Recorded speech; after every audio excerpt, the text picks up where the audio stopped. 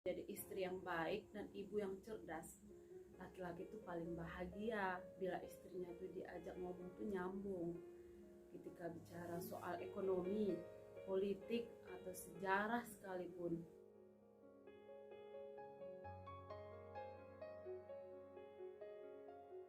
Assalamualaikum warahmatullahi wabarakatuh. Kali ini kita akan membahas tentang kenapa sih wanita itu perlu kuliah.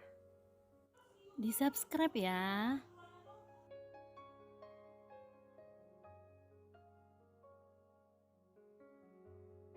Kali ini kita akan membahas kenapa sih wanita itu perlu kuliah. Perlu di sini kita gunakan supaya menjadi pertimbangan. Kalau kita tadinya menggunakan kata harus, kesannya kita tuh maksa banget gitu kan.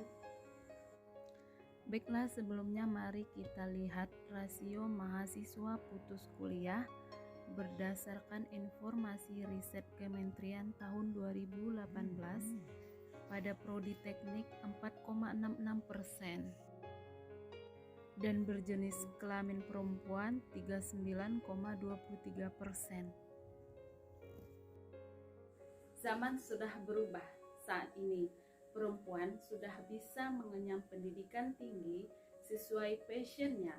Tidak ada aturan yang melarang perempuan untuk sekolah, dan juga tidak ada pula aturan yang membedakan hak akses atas pendidikan untuk pria maupun wanita. Namun demikian, tidak semua perempuan bisa bebas menikmati pendidikan tinggi layaknya laki-laki, kaum Adam. Karena kita perempuan ini tidak lepas dari yang namanya kodrat. Kodrat wanita itu ada 3. Yang pertama yaitu sumur, sebagai sumber air yang jernih untuk pusat aktivitas bersih-bersih. Yang kedua dapur, ya lidah suami akan dimanjakan oleh masakan. Yang ketiga yaitu kasur. Alasan pertama kenapa sih wanita itu perlu kuliah, yang pertama yaitu berbakti kepada orang tua dan berbuat baik untuk masa depan. Kita sadar bahwa orang tua yang bekerja overload, jam kerjanya sampai jam 18 atau jam 6 sore bahkan sampai malam, tapi penghasilannya mereka hanya lepas makan. Kita tidak bisa katakan petani atau tukang ojek, bahkan pemulung sampah sekalipun. Karena kalau semua ditekuni dengan yang namanya prinsip, konsep, kematangan berpikir, semua akan jadi. Banyak kok petani yang punya istana, banyak kok tukang ojek yang memiliki villa. Bahkan kita tidak inginkan orang tua sepanjang masa menekuni hal yang sama, pekerjaan itu. Di samping pekerjaan itu mungkin berat, tapi kan kasihan juga kalau penghasilannya minim. Oleh karena itu, kondisi ini kita ingin sesuatu yang lebih baik buat masa depan kita. Dengan bekal ijazah, otomatis kita punya kualitas yang akan diperhitungkan, dan atas dasar proses pengetahuan, keterampilan yang dikuasai dapat menghantarkan seseorang pada kedewasaan sehingga bisa menempati jabatan yang baik meski masih fresh graduate.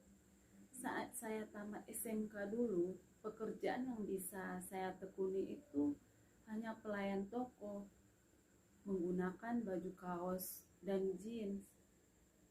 Namun dengan semangat kuliah S1, 0 rupiah bisa kerja kok di bagian keuangan salah satu universitas. Dan saya juga berasal dari keluarga sederhana. Akhirnya keberanian untuk kuliah ini bisa menginspirasi keluarga dan lingkungan. Kita ingin deh menjadi istri yang baik dan ibu yang cerdas. Laki-laki itu paling bahagia bila istrinya tuh diajak ngomong tuh nyambung. Ketika bicara soal ekonomi, politik, atau sejarah sekalipun. Dan bahkan keterampilan kita berpikir yang baik pun nantinya bisa memudahkan berbagai urusan rumah tangga. Misalnya nih, dalam pengaturan keuangan, Anda bisa menjadi istri yang cerdas dengan kemampuan mengatur pengeluaran dan pemasukan yang detail dan tepat, serta memiliki jiwa bahagia menghadapi anak-anak. Aduh, anak-anak. Karena perkembangan zaman saat ini telah menghantarkan anak-anak kekinian pada kurikulum yang sangat luar biasa. Bagaimana tidak, peran ibu sangat dituntut di sini. Ibu turut serta membantu anak untuk dapat mencapai target tersebut. Zaman sekarang tuh ya, tidak lagi pasang target juara. Ya, kenapa? Karena untuk sampai saja di suatu titik setara dengan teman-temannya sudah sangat luar biasa, sudah sangat dahsyat anak kita itu gitu. Contohnya nih, anak kita yang tahun depan akan masuk SD, sekolah IT itu punya target masuk SD ya, bisa membaca, mengaji Al-Quran, bisa berhitung, hafal doa-doa, hafal ayat-ayat pendek. Aduh, gimana ya, untuk sampai titik itu aja, Masya Allah, seorang ibu harus mutar otak nih. Dilema kita ya, dileskan nggak ya membaca, angkanya 200.000 loh. Kalau sama kita membaca kan anaknya makin dekat. Terus anaknya kalau nggak nurut gimana nih, buat permainan apa gitu kan. Udah dibuat permainan, udah jadi itu permainan, dan bahkan si anak nggak ngelihat gitu. Ya Allah, mikir lagi, itu baru untuk persiapan untuk anak pertama untuk masuk SD, dan anak kita yang kedua sedang belajar berjalan. Kira-kira permainan edukasinya tuh apa biar si anak itu betah di rumah, jauh dari gadget, komunikasi kita jauh akan lebih baik gitu kan kalau ibunya tuh nyambung. Yang ketiga, untuk mewujudkan cita-cita. Soal cita-cita, setiap orang itu punya alasan tersendiri. Seperti seseorang yang ingin menjadi dokter karena ada salah satu pihak keluarganya yang tidak tertolong, tidak tertangani oleh dokter atau alat medis, sehingga inilah alasan dia untuk menjadi dokter.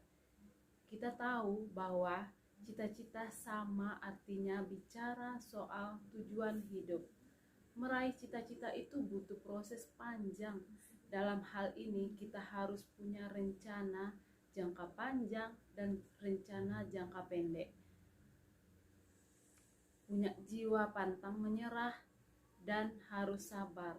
Pesan yang ingin kita sampaikan buat adik-adik yang ingin kuliah atau adik-adik yang sedang menempuh perkuliahan, udah saatnya berpikir menjadi wanita cerdas, wanita terampil, wanita menarik. Karena cantik itu relatif. Pernah kan membuktikan orang berparas biasa jadi incaran lelaki, sedangkan orang cantik dianggap biasa. Makanya kita sebagai perempuan itu harus smart, dan supaya perkuliahan adik-adik berjalan lancar, luruskan niat, kumpulkan niat, dan adik-adik harus menemukan teman-teman yang sama visi dan cita-cita, sehingga bisa saling menyemangati dan berbagi ilmu, bersikap pantang menyerah. Mulailah dari hal-hal yang kecil dan sederhana, dan senantiasa percaya diri, maka akan terlahir berpikir positif, memiliki pendirian yang teguh untuk mencapai cita-cita. Terima kasih.